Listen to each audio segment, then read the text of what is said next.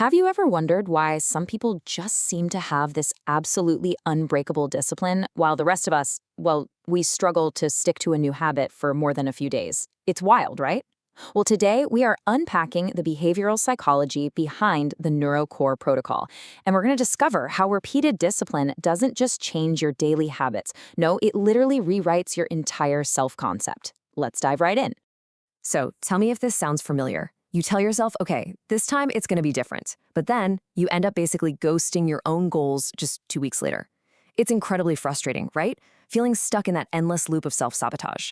But according to the research we're analyzing in this explainer, you aren't actually lazy. You just have a data problem. Seriously, your brain simply hasn't seen enough hard evidence to actually believe you're capable of changing. To fix this data problem, we're going to master 5 structured concepts today. 1.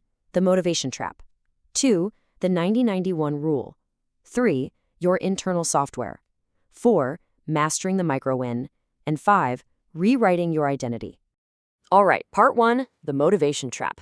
Let's look at why highly successful people absolutely refuse to rely on feeling motivated. Take the legendary work ethic of Kobe Bryant, for example.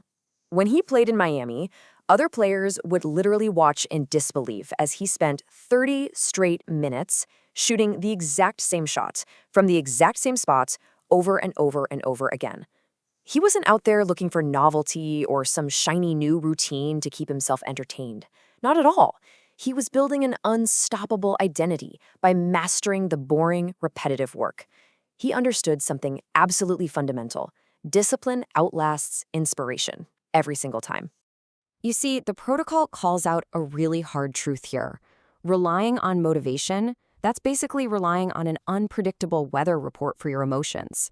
Waiting for lightning to strike only leads to what the text literally calls stupid suffering. It's frustration that could so easily be avoided if we just stopped expecting to always feel good about doing hard things. Instead of waiting for good weather, we have to build an identity that acts as a permanent anchor in the storm. Which brings us to part 2, the 90-91 rule. Let's look at the exact framework used to forge that discipline and build your anchor. Now, this rule is the beating heart of the entire protocol. It dictates that for the next 90 days, you are going to spend the first 90 minutes of your day focused entirely on one single task.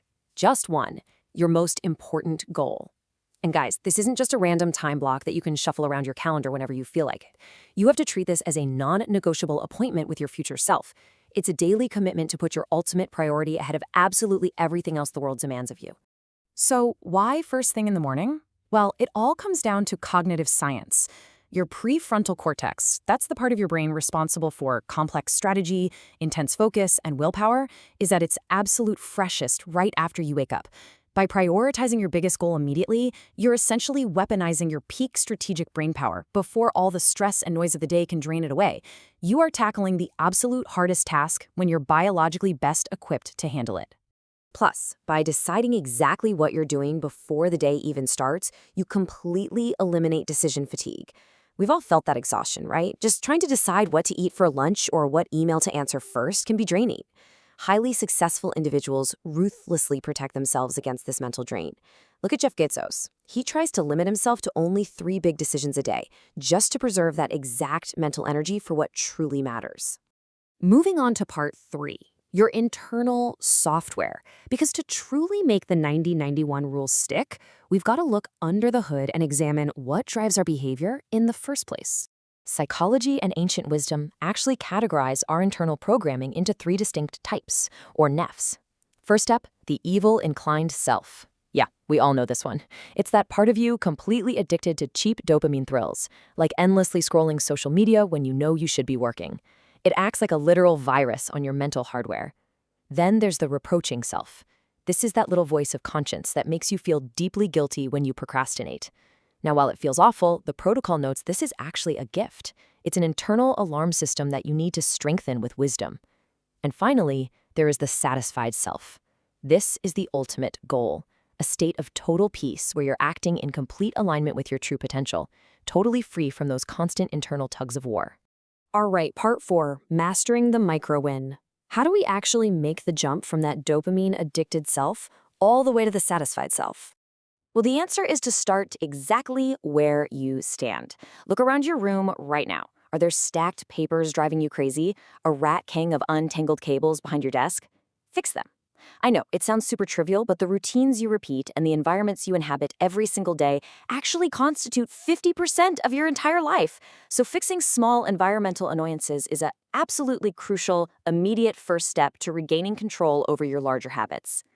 To tackle these things, just use the 2-minute rule. If a task takes less than 2 minutes, do it immediately. Make your bed.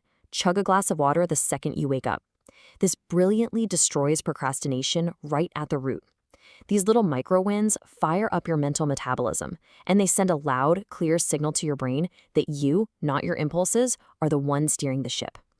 You're building real trust with yourself through immediate, undeniable action. And that brings us to part 5, rewriting your identity. This is where those daily micro wins and those intense 90-minute morning blocks fundamentally alter who you are. See, as you show up and execute every single day, your brain experiences something called identity-based consistency. It creates intense cognitive dissonance, basically a massive mental conflict. Think about it for a second. Your brain simply cannot keep calling you lazy if it suddenly has weeks of hard evidence proving your discipline, right? It's a total clash between the old narrative and the new reality. Over 90 days, that internal conflict eventually forces your old, limiting identity to pack up and just die off. You literally outgrow your old self. You start this journey by blocking out that first 90-minute session on day 1. And yeah, it's gonna be hard, and your brain will definitely resist. But the real magic happens around day 66. The protocol highlights this 66-day mark as the tipping point, where these actions become automatic, meaning they require almost zero willpower to execute. It just becomes what you do. By day 90, the old identity is completely gone, and the new one is permanently installed. But listen, during this fragile 90-day window, there is one ultimate, unforgiving rule. Never break the chain.